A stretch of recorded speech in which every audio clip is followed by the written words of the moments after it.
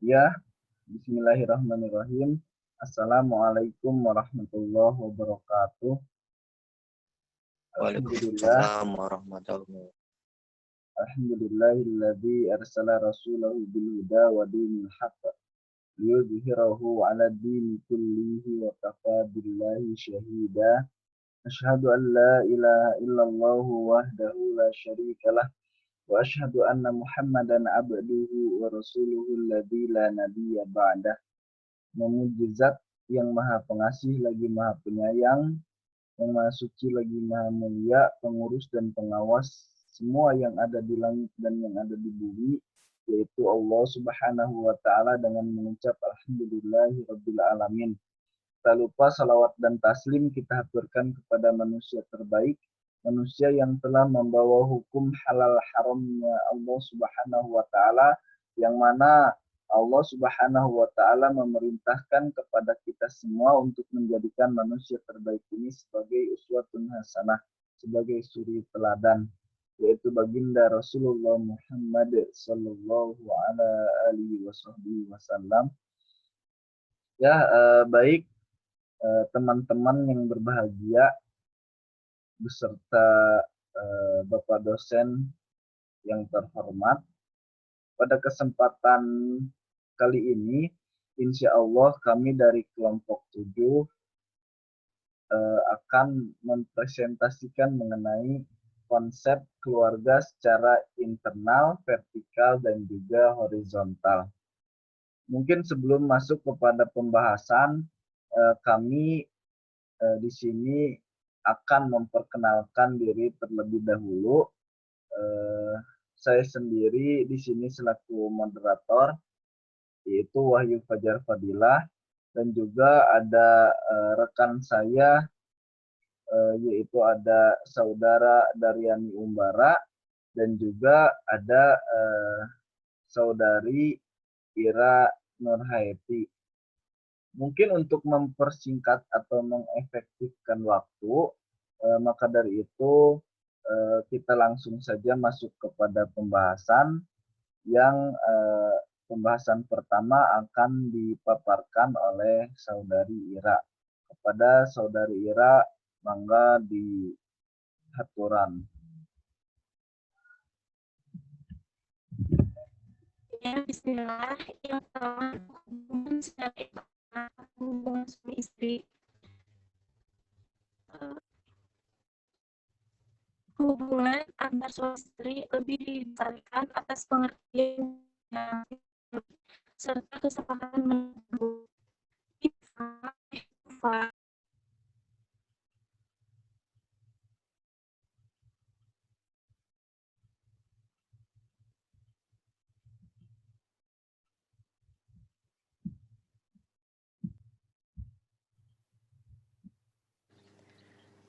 Duval menyebut pola hubungan suami istri dalam keluarga yang institusional sebagai pola yang otoriter, sedangkan pola hubungan suami istri dalam keluarga yang companionship sebagai pola yang demokratis. Perubahan tersebut terjadi karena adanya perubahan sosial dalam masyarakat dan keluarga menyesuaikan diri dengan perubahan yang ada. Dengan begitu, keluarga bisa tetap bertahan. Pola hubungan yang otoriter menunjukkan pola hubungan yang kaku. Sebaliknya, dalam pola yang demokratis, hubungan suami istri menjadi lebih teratur.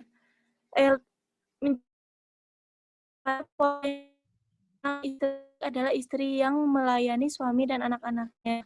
Dan pada pola yang lentur, istri yang baik sebagai pribadi yang berkembang terus. Menurut Kandani, hubungan suami istri dapat dibedakan menurut pola perkawinan yang ada.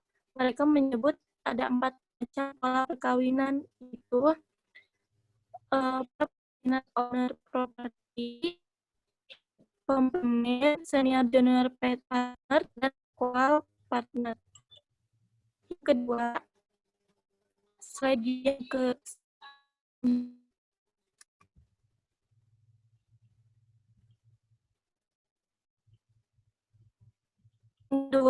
hubungan secara vertikal. Dan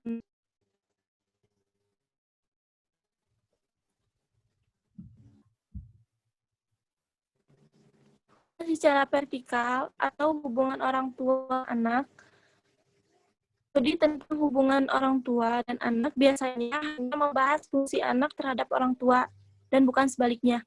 Fungsi orang tua terhadap anak dianggap sudah seharusnya berlangsung karena orang tua bertanggung jawab atas anak mereka.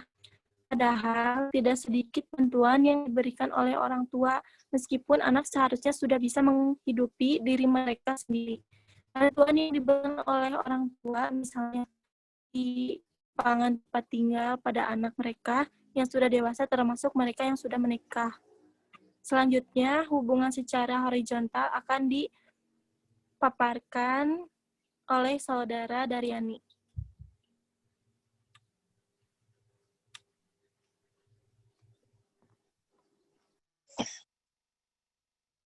Ya, selanjutnya hubungan secara horizontal atau hubungan antara saudara.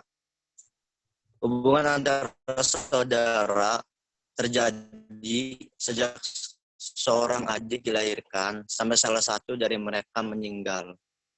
Kebanyakan penelitian tentang saudara, hubungan antara saudara bisa dipengaruhi oleh jenis kelamin, umur, jumlah anak, jarak kelahiran, rasio saudara laki-laki terhadap saudara perempuan. Umur orang tua pada saat mempunyai anak pertama dan umur antara mereka keluar dari rumah. Yang maksud dari hubungan antara saudara terjadi sejak seorang adik dilahirkan sampai salah satu dari mereka meninggal. Itu maksudnya, jadi berakhirnya persaudaraan itu sampai ada salah satu yang meninggal. Nah, terus jenis kelamin, umur, jumlah anak, jarak kelahiran, itu maksudnya chemistry yang didapat dari saudara itu dari segi umur.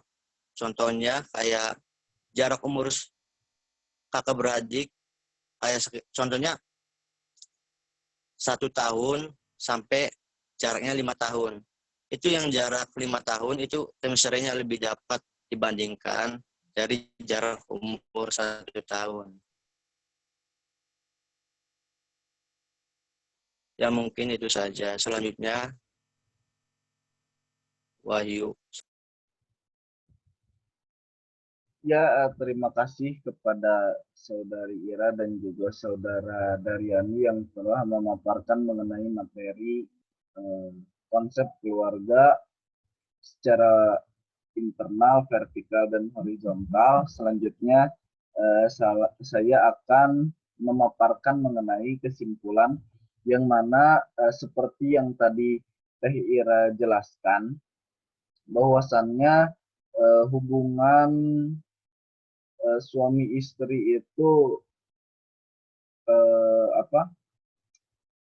banyak ya, konsep dari internal itu merupakan hubungan suami istri gitu, yang mana dapat dipengaruhi keharmonisannya lewat adat, agama, ras, dan juga yang lain sebagainya. Tetapi pada hakikatnya keharmonisan bisa dibangun dari hubungan tersebut itu melalui kesadaran dari diri masing-masing, baik itu dari istri maupun dari suami, yang mana mereka harus memiliki rasa ingin melakukan kewajibannya, bukan menuntut haknya. Maka dengan cara tersebut hubungan suami istri itu akan terjalin harmonis gitu. Lalu selanjutnya dari hubungan vertikal gitu ya, atau hubungan dari atas ke bawah, yang mana di sini kami mengambil hubungan orang tua kepada anak gitu, bahwasannya hubungan orang tua kepada anak itu dapat